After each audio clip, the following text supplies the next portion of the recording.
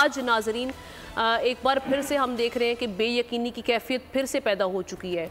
निगरान हुकूमतें तो कायम हो चुकी और उसके बाद हमने देखा कि ये कहा जा रहा था कि अब अल्लाह अल्लाह करके जब निगरान सेटअप आ गया तो इलेक्शंस हो जाएंगे। लेकिन जैसे ही इलेक्शन कमीशन ने ये बम फोड़ा कि 14 दिसंबर जो तारीख दी गई हल्का बंदियों के लिए, उसके बाद एक बार फिर बेयकीनी की कैफियत पैदा हो गई और उस पर सवाल उठने लगे।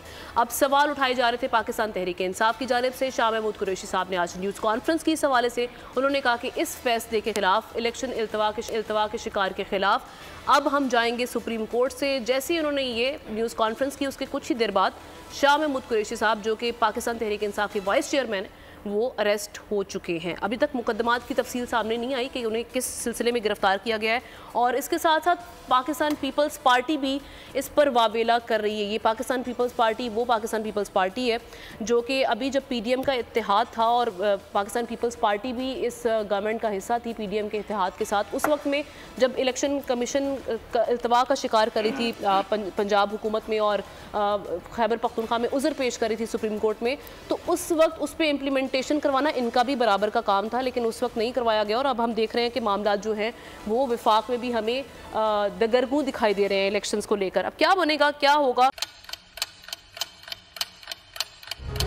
आप लोग इस मुल्क पाकिस्तान में आजाद हैं।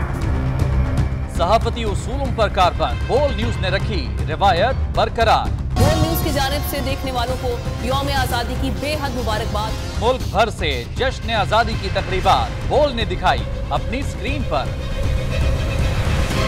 पाकिस्तान के 76वें यौम आज़ादी का जश्न बोल ने सुनाई पाकिस्तान जिंदाबाद के नारों की गूंज।